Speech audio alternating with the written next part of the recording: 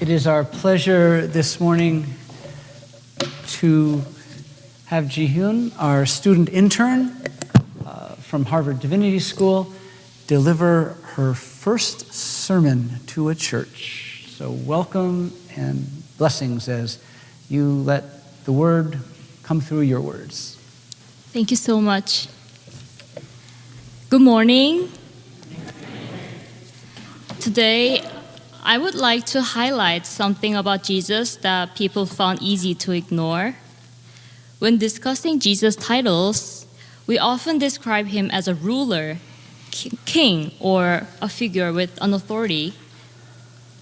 However, as I was reading through this week's passages, I was a bit surprised to find an identity of Jesus that we often don't pay attention to, and I thought I should reflect on it together today. So this week's passage includes verses where Jesus' identity is being explained. So I'm going to read some of those verses again right now. From Revelation, Jesus is explained as Jesus Christ, the faithful witness, the firstborn of the dead, and the sovereign of the rulers of the earth.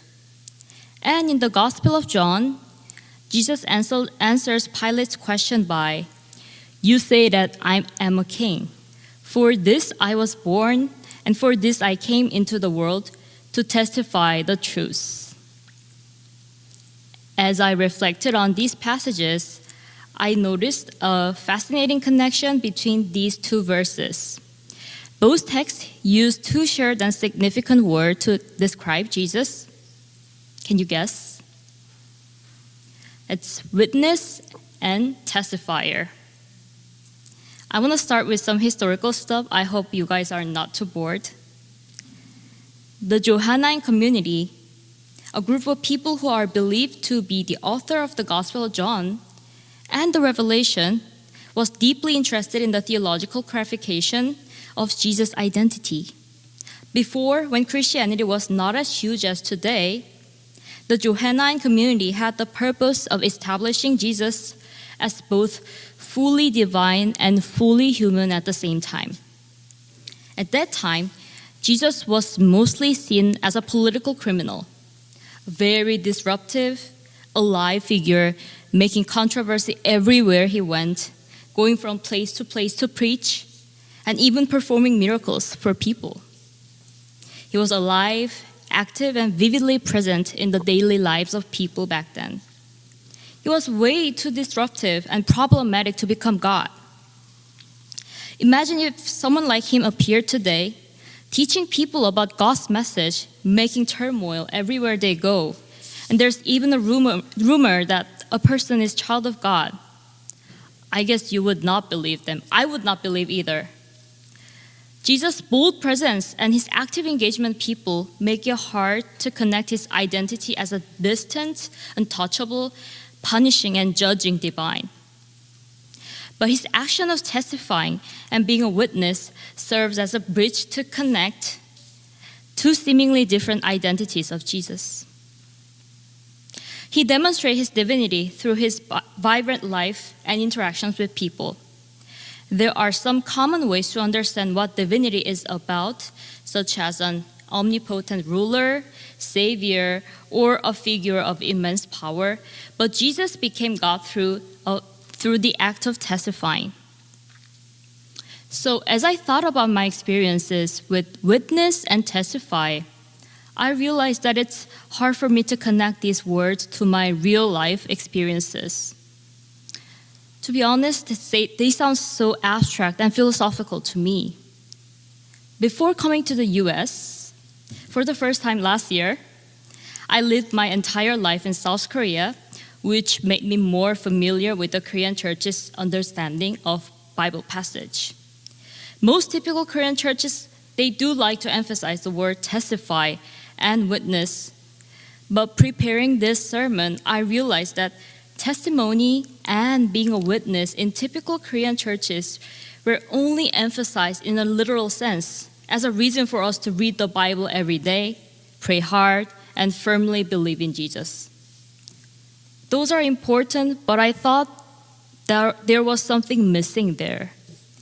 as I reflected on the true meaning of testimony and witnessing, it was easy to understand the feeling of distance and discomfort I felt in the Korean church. In the sermons that I had heard in my native language, action and practice were not emphasized in testifying. So I felt the need to take a more fundamental look at these words. So the vocabulary, witness and testify, share the same Greek root, martus.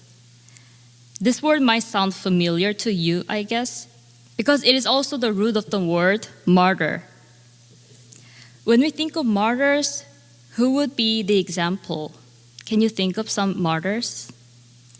We can imagine like John, Peter, Paul, or Joan of Arc. We have learned about them and heard about those who risk their lives to save their beliefs. But when we think one of the representative martyr figure, that would be Jesus. There were many reasons that Jesus had to die: to accomplish the work of salvation, to accomplish prophecy, and to resurrect. But what's important here is that Jesus lived a life of testifying through his actions.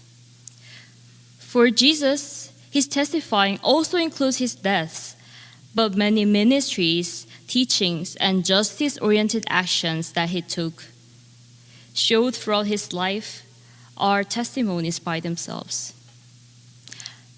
A belief that moves our lives and is important enough to lead our way sometimes requires our sacrifice. That sacrifice can make us give up something really meaningful to us.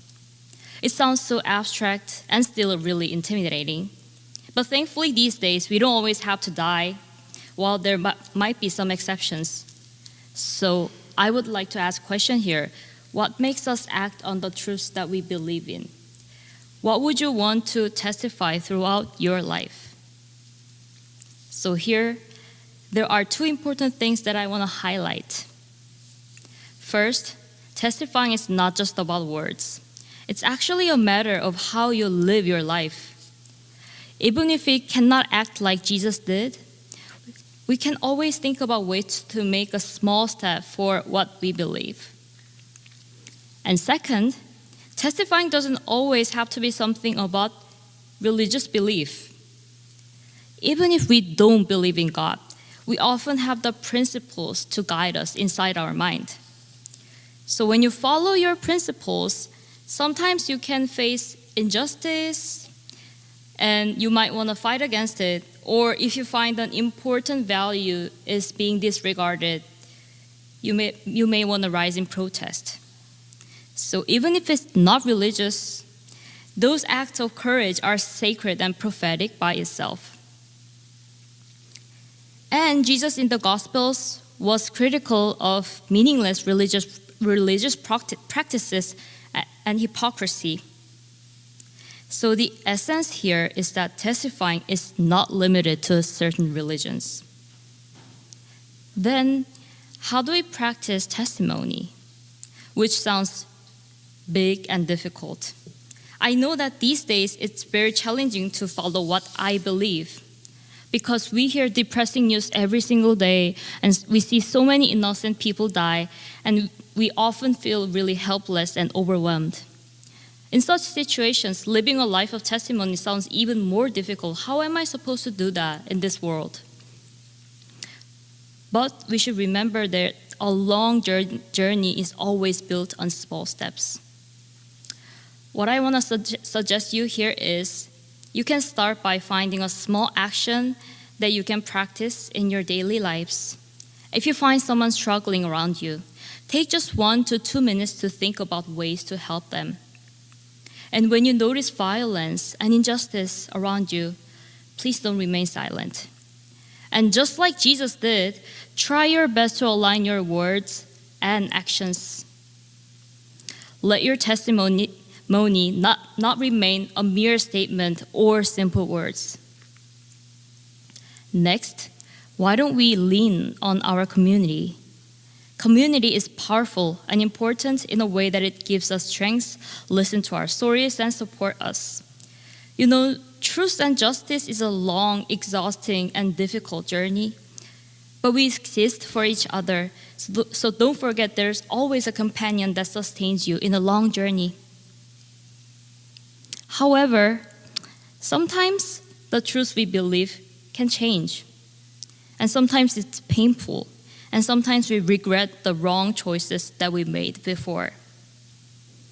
However, I think we need to remember that there's a value coming from the imperfections we have. Let me share one of my experiences here. The biggest challenge I faced here in this church as an intern is a language barrier for me. While my English might sound unnatural or fluent to you, but because it is not my native language, there's always a fear of making mistakes or sounding odd. To be honest, 2 weeks ago, the night before delivering the children's message, do you all remember that day? Yep. I was so nervous that I was able to sleep for only 2.5 hours. Thinking about the fact that I couldn't read from the note during the whole message. It was awful. However, I believe this challenge has allowed me to learn and grow so much more than I would have if I ministered in my native language. I was able to have greater sincerity and responsibility for what I did.